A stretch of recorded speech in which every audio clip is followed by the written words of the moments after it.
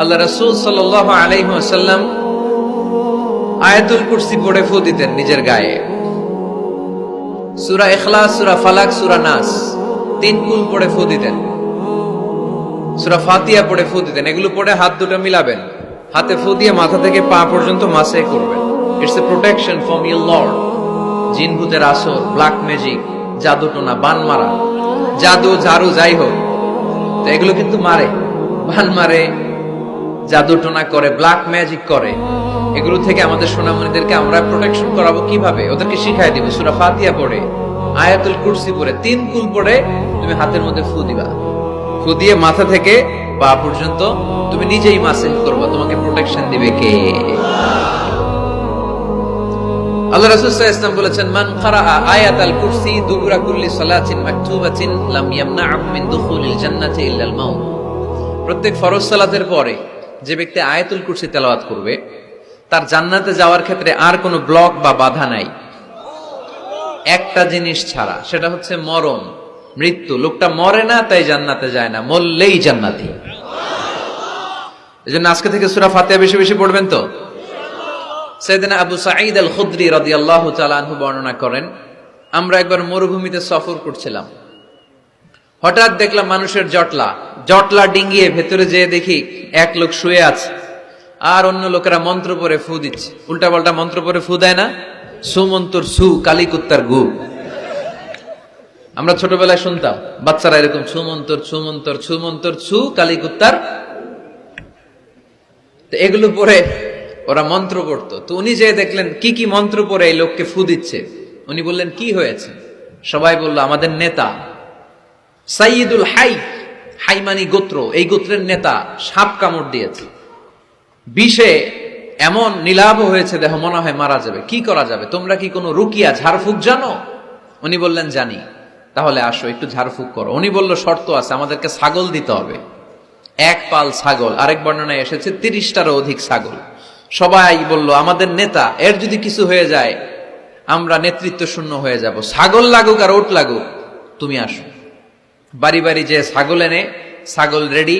সাইয়েদনা আবু সাঈদ আল খুদরি রাদিয়াল্লাহু তাআলা আনহু পড়তে আরম্ভ করলেন, আলহামদুলিল্লাহি রাব্বিল আলামিন আর রহমানির রহিম মালিকি ইয়াউমিদ্দিন ইয়্যাকা না'বুদু ওয়া ইয়্যাকা নাস্তাঈন اهدنا الصراط المستقيم صراط الذين أنعمت عليهم غير المغضوب عليهم ولا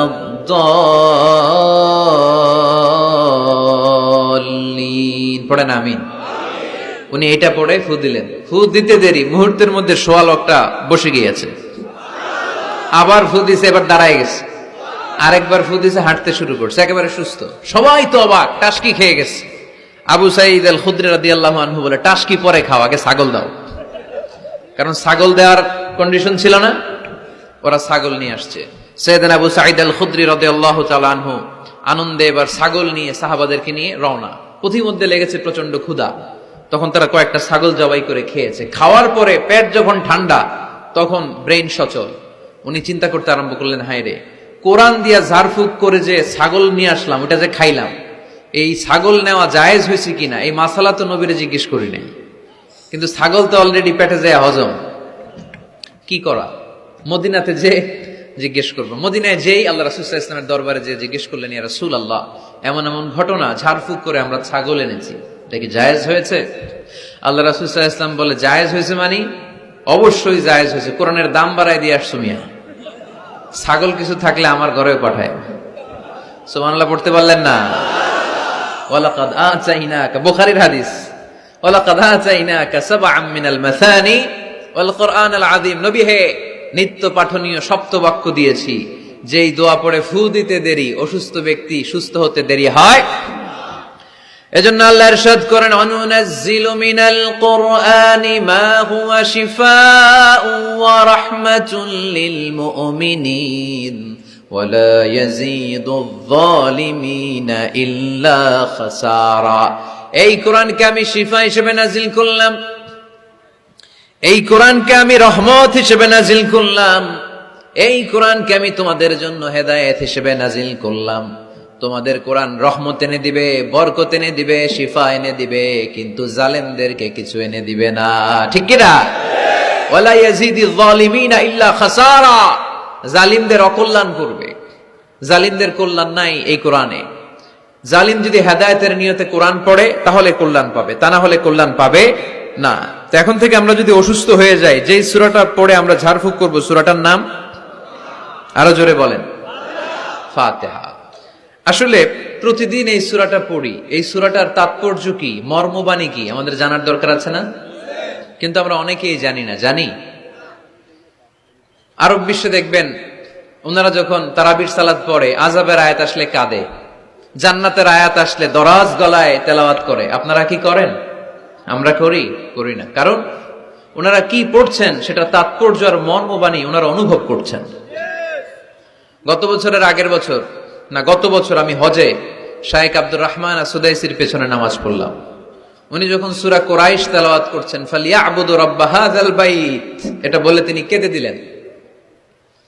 কারণ উনি অর্থ বুঝতে পেরেছেন, আয়াতের অর্থ ফালিয়াবুদু রাব্ব হাযাল বাইত, এই কাবা ঘরের মালিক আল্লাহর ইবাদত করো, এই ঘরের রবের ইবাদত করো। আর ওই ঘরের সামনে দাঁড়িয়ে উনি ইমাম, উনি ওই ঘরের সামনেই দাঁড়ানো আর পড়তেছে এই ঘরের রবের ইবাদত করো। এটা যখন অনুভব করলেন, উনি আর নিজেকে ধরে রাখতে পারলেন না, উনি কান্না জুড়ে দিলেন। উনার পেছনে আমরাও কাঁদতে লাগলাম, কারণ ইমাম যেদিকে মুসল্লিও সেদিকে, উনিও কাঁদে আমরাও কাঁদি, কারণ অর্থ বুঝতেছি তো। আবার জান্নাতের আয়াত আসলে এমন সুরের ঝংকার তুলে তিনি তেলাওয়াত করে, মনে হচ্ছে যেন এখনই উপর থেকে রহমত নাজিল হচ্ছে। ঠিক কিনা? কিন্তু আমরা যখন তারাবির সালাত পড়ি, আমাদের কখন যে আযাবের আয়াত গেল, কখন যে জান্নাত গেল, আর কোন দিক দিয়ে জাহান্নাম গেল, কোন দিক দিয়ে ইউসুফ নবীর কাহিনী গেল, কোন দিক দিয়ে আমার নবীর ঘটনা গেল, কিছু টের পাই? শুধু আমরাই টের পাই না এমনটা না, যিনি পড়াচ্ছে উনিও টের পায় না। ঠিক কিনা? এজন্য আমাদের চোখ দিয়ে দাঁড় দাঁড় করে পানি নামে না, আমরা অশ্রুসিক্ত হই না। জান্নাতের আয়াত আসলে আমাদের মজা লাগে না, কোরআনটারে মজা লাগাইতে হবে। ঠিক কিনা? বুঝতে হবে মাতৃভাষায়। স্মার্টফোন ইউজ করেন কারা কারা দেখি? ওরে আল্লাহ, সবাই স্মার্ট তো দেখি, এত স্মার্ট মানুষ এখানে থাকে। তো এই স্মার্টফোনের ভেতরে কিন্তু কোরআনের অ্যাপস ডাউনলোড করা যায়। কোরআনের অ্যাপস ডাউনলোড করবেন, করে আপনি পড়বেন, যা বলার আল্লাহ সব বলে দিয়েছে, নতুন করে আর কিছু বলবে না। বলবে? এই কোরআন শুরু হয়েছে বিসমিল্লাহির রহমানির রহিম দিয়ে, বা দিয়ে, আর শেষ হয়েছে যে সূরা দিয়ে, সূরাটার নাম সূরাতুন নাস। ওই সূরার শেষ আয়াতটি এরকম, মিনাল জিন্নাতি ওয়ান নাস, শেষে সিন। বা আর সিন মিলালে কি হয়? বাস। এবার বাসে চড়ে কিশোরগঞ্জ শহর যাবেন? এই বাস কি ওই বাস? না, এই বাস মানে যথেষ্ট, বাস মানে এনাফ, সাফিসিয়েন্ট। মাঝে মাঝে এরকম হয়, আমরা খাচ্ছি, আমাদের পাতে খাইতে পারি না, আরো তুলে দেয়, কারণ হুজুর একদিন পাইছে, খাওয়ায় আজকে মাইরা ফেলবে। তো আমরা বলি বাস বাস, আর লাগবে না ভাই, আর পারছি না, বাস মানে যথেষ্ট আমার জন্য। তো আল্লাহ বুঝাতে চাইলেন 30 পারায় যা দিয়ে দিছি হেদায়েতের জন্য, বাস যথেষ্ট, নতুন করে কোনো কথার দরকার নাই। চিল্লায় বলেন ঠিক কি না? It's a problem solving methodology, it's not a problem creating methodology. Quran কখনো প্যাচ লাগায় না, প্যাচ খোলে। এই যে সুতা দিয়ে বাঁধতে গেলে অনেক সময় প্যাচ লেগে যায় না, এটা কি বলেন আপনারা? গিট্টু। এই কোরআন কি গিট্টু লাগায় নাকি গিট্টু খোলে? সমস্যা তৈরি করে না সমাধান এনে দেয়? সমাধান চাও যদি জীবনে মরণে, ফিরে যাও খোঁজে নাও, চোখ রাখো কোরআনে। ঠিক কি না? পড়েন সবাই, সমাধান চাও যদি জীবনে মরণে, ফিরে যাও খোঁজে নাও, চোখ রাখো কোরআনে।